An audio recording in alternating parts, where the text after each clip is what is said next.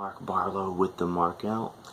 Now, something interesting I just saw that I didn't have on my notes here. Apparently, Kane is now mayor. So you can actually say Mayor Kane.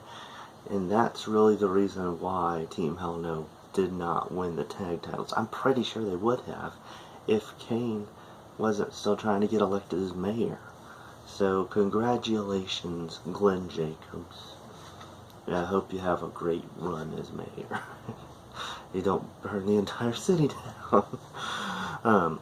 Anyway, so we're starting off on Raw here.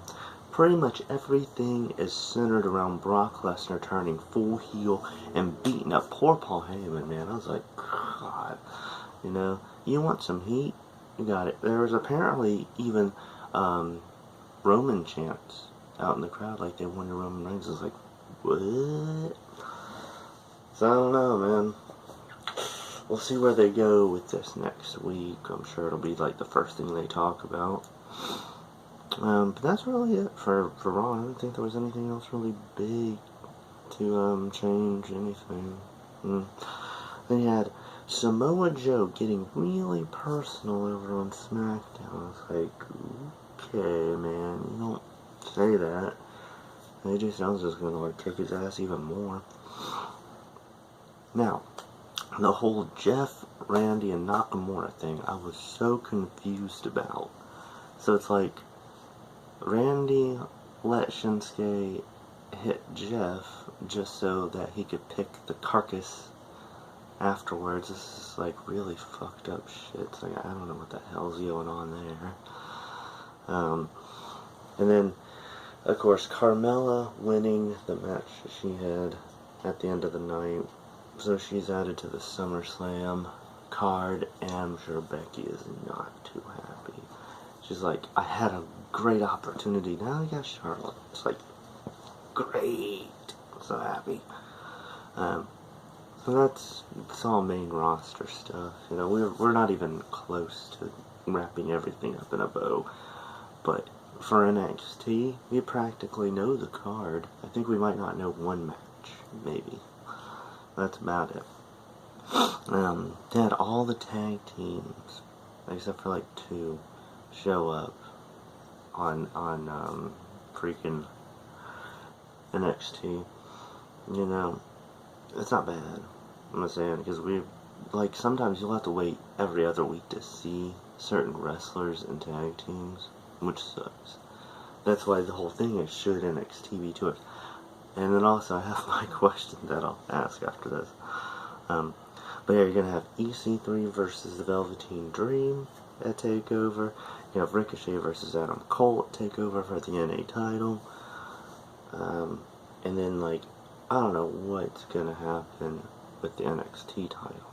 With Ciampa and Gargano and Alistair. I don't know if it's going to be a triple threat. You know, hopefully, but maybe not.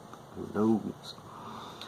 But my question for this week that I forgot to ask, should 205 be on before Smackdown? It only makes sense, in all honesty. I don't think they should move it, like, put 205 on at 7, you know, and then push Smackdown back. It's like, no, it should be on at 6, even if it's just on the network. But what do you guys think about that, you know? But then I have Impact next. So it's just, Allie beat Su Yung and the Undead Bridesmaid with Kiera Hogan, but then Tessa Blanchard came out and attacked her from behind. Like, okay. Gotcha. And the OGs apparently stole the tag team titles at Slammiversary from LAX. And they had the audacity to have a freaking axe in their hand. And I was like, what the fuck, you know? That's going to be another question for another week. The weapons of wrestling. A fucking axe, man. Anyway, so Austin Aries beat up some guy. We met him last week. I forgot his name. You know, and then of course the whole story is Eddie Edwards wants his title back, because Eddie Edwards used to be Impact Wrestling champion.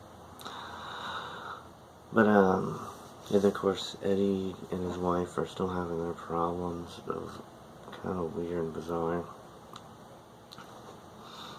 Let's see here. And then the Lucha Brothers won against the Chris Brothers in OVE, and that was a good match, so I'd say you should check that out. At 205, yeah, Leo Rush wants Tozawa again, because it's either Tozawa beats up a jobber or Leo Rush beats up a jobber, you know. And they'll eventually get to wrestle each other again, I'm sure.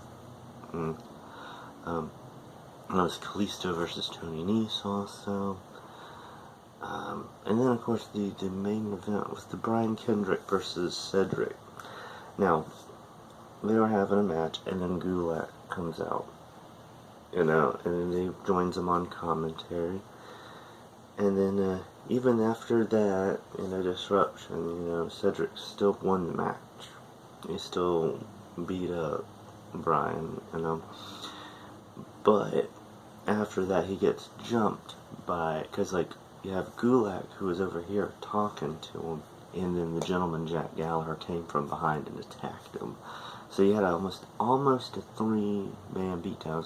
Kind of, the Brian Kendrick was injured because he was, you know, selling that he had just had a 3-4 star match. But then Drake Maverick came out. It's like, if you want your title opportunity, you'll stay back. It's like getting some good heat for that match. Now, I pray that they don't put this on the pre-show. It has got to be the first match on the card for SummerSlam. Otherwise, people are not going to tune into 205, I tell you. You got to make people want to see it. You know, even if you got to sneak it in there somewhere. Because at least back last year on Raw, you had the 205 guys showing up in segments. You know, I don't know. That's a good question too. What do you guys think? Does anybody watch 205? You know, I'm sure most people probably watch Impact nowadays as compared to 205. No, but also, so then there you go. If you don't even watch 205, then the question's almost irrelevant. You know, do you want 205 on at 6? Or, well, I guess it'd be 7 your time, Central Time, whatever time. At 6 my time. Smackdown comes on at 7, you know. I don't know.